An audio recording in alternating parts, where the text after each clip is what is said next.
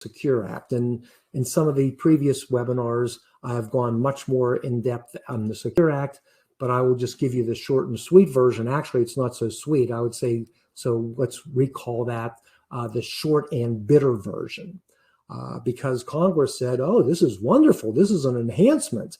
And it passed with an overwhelming majority. It was on a bipartisan basis. So you can't blame just the Democrats. You can't blame just the Republicans. You can blame the entire Congress for this miserable, miserable law known as the Secure Act. And I'm going to oversimplify first the results. So you should see a chart in front of you.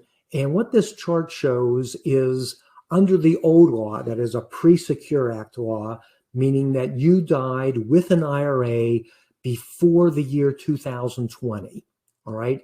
And you left it to your, let's say, and this is after you and your spouse are gone, and you leave that money to a non-spousal beneficiary, most likely your kid, or if you have more than one kid, your kids equally. But let's just keep it simple. You leave it to one kid, and in the old days, that is the pre-2020 law, that child could do what's called a stretch IRA, meaning they, to some extent, they could defer the income taxes on that inherited IRA to some extent for the rest of their lives. And given certain reasonable assumptions, given interest rates and spending and tax rates, et cetera, it shows the balance of how much is left of that inherited IRA after that child is in his 80s. And the solid line would show that that is roughly $2 million. So in other words, under the old law, given certain reasonable assumptions, your child would still have $2 million when your child is in their mid-80s. But if you die after the Secure Act and you don't qualify for any of the, and your beneficiaries don't qualify for any of the exceptions, instead of having $2 million when they are in their 80s, they will be broke. So just the difference between you dying under the old law or you dying under the current law is a difference between your kids having $2 million, this is on $1 million IRA, versus being broke. So this is a big deal. So one of the ways to reduce the impact of the Secure Act is to do a series of Roth IRA conversions. And I have been talking about Roth IRA conversions in the context of income tax rates. So when is the ideal time conceptually to be doing these Roth IRAs and Roth IRA conversions? Well, ideally, you want to do this when your income tax rates are at their very lowest, okay? So when are typically IRA and retirement plan owners have the lowest income tax rates? Well, usually that would be after retirement. So let's say that you're, maybe in your 60s and you are still working, and maybe you're even at the top of your earning years and your income tax rates are way up here. And is that the best time to convert? Not likely. So let's just use the number 66 years old or 65 years old, which is, I don't know if there is such a thing I don't know if there's a typical anything anymore, but let's just call that a typical retirement age. And then you retire. And then poosh, your income tax rates go way down. Why is that? Because you don't have your income from your job or your business. All right. And let's forget about deferred comp and all of that stuff. You don't have your income from your business. You are not yet 72, which is the new age after the Secure Act for your minimum required distributions.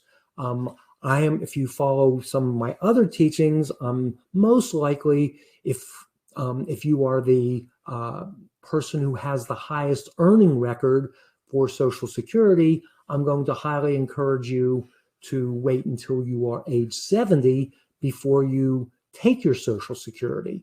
So you don't have your minimum required distribution, you don't have your Social Security, you don't have income from your job or from your business. So you would be at your lowest tax rates, perhaps for the rest of your life. All right. what else would be a good time to make a Roth IRA conversion if we're going to follow that, make our Roth IRA conversions at the lowest possible income tax rates? Well, what if you are in a rising income tax environment? That's going to make sense. And what has happened, if you take into account the raising income tax rates, as well as some of the personal reasons, and we'll get into those in a minute, why your tax rates are likely to go up, even if the federal rates don't, it's going to make sense to do Roth IRA conversions even more than ever for people that didn't necessarily benefit from Roth IRA conversions in the past. That is people who are still working. That is people who perhaps are over 72 and they're already taking their minimum required distributions. So these Roth IRAs and getting money into the tax-free environment, and assuming that we are talking about doing it for yourself and not for your heirs, Roth IRA conversions are really about the best way to do this. And it is potentially the most important action step that you can take to protect yourself and your family. And I think that there is a new type of thinking, certainly that I am going through, and I believe many of the IRA experts in the country are, about Roth IRAs. And I would say that the paradigm shift, if you will, that I and many of the experts, and that I'd like you to consider, is we used to be big advocates of Roth IRA conversions. I mean, I've been advocating Roth IRA conversions before they were even part of the law.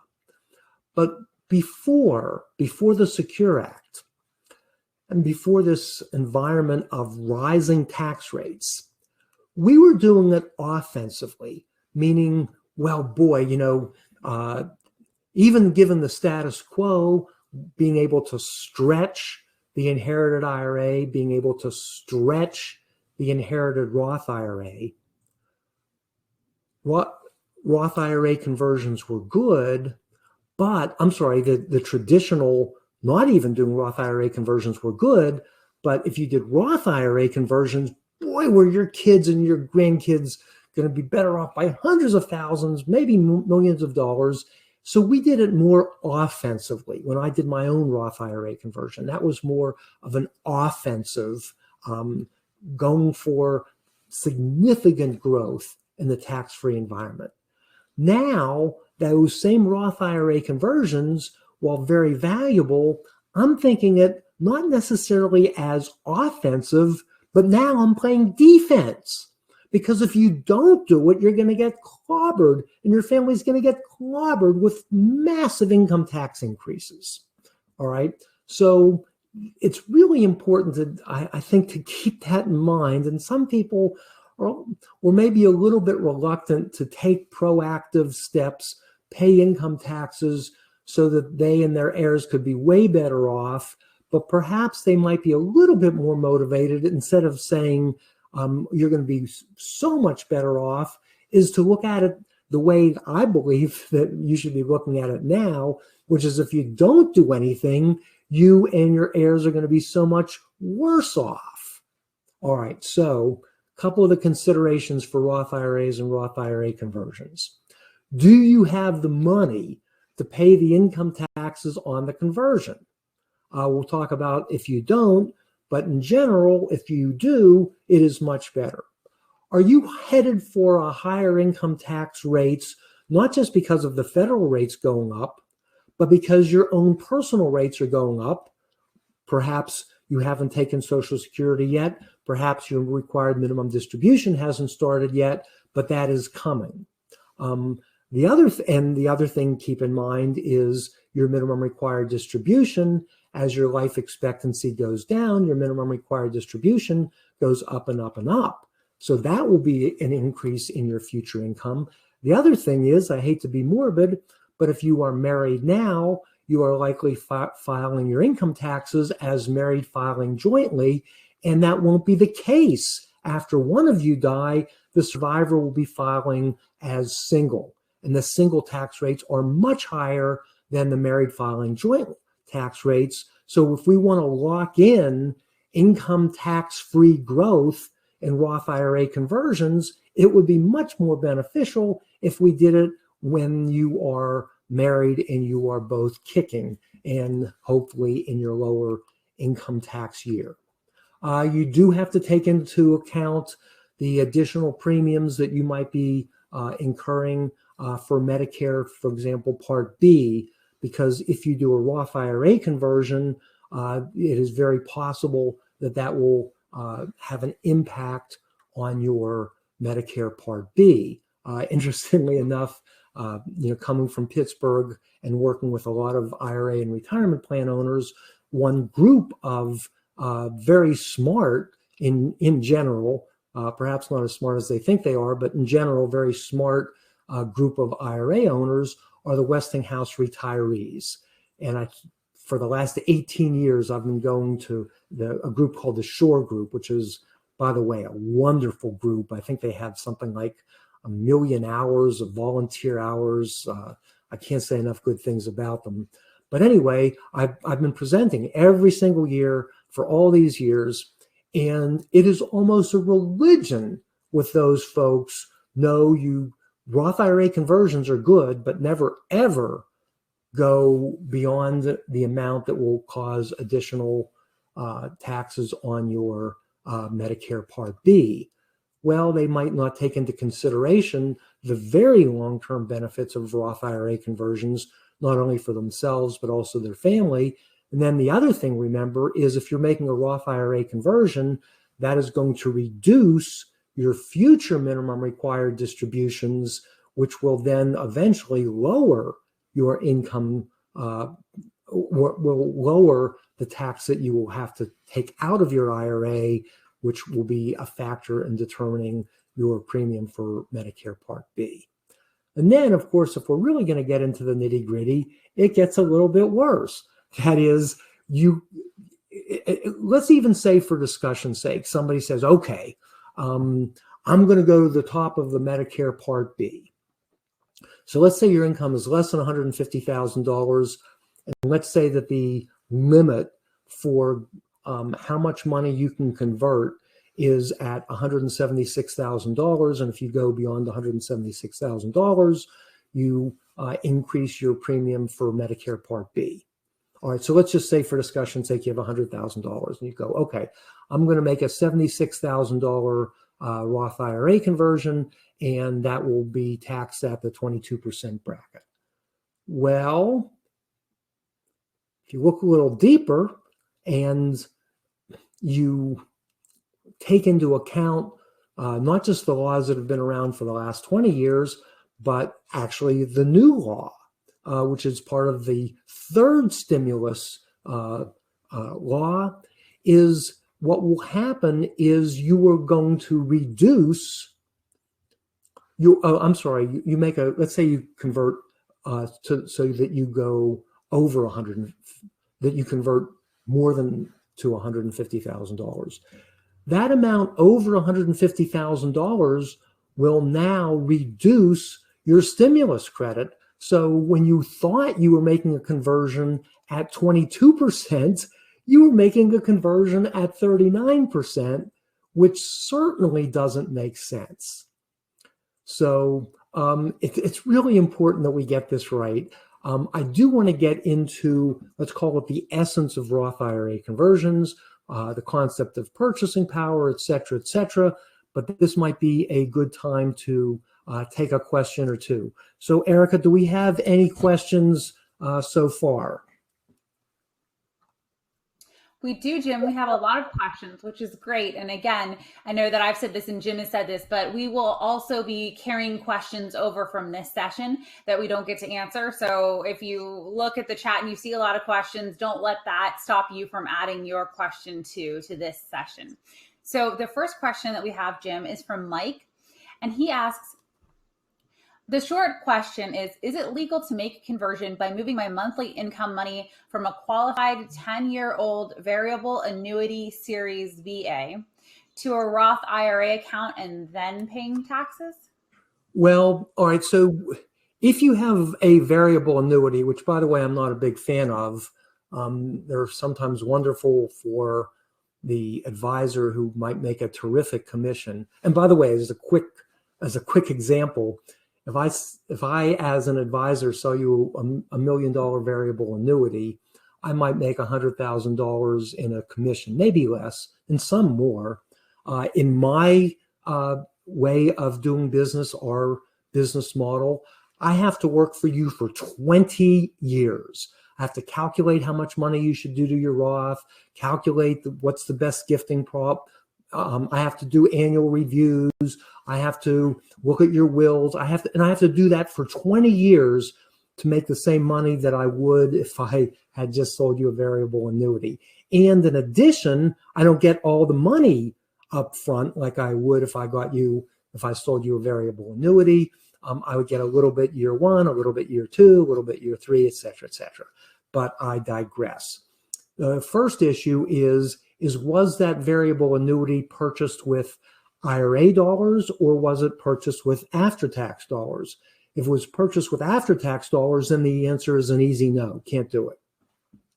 If it was purchased with IRA dollars, so it would be what we would call a qualified variable annuity, then you not only have to meet the IRS rules for making a Roth IRA conversion, but you also have to look at the contract to see if it allows for a Roth IRA conversion.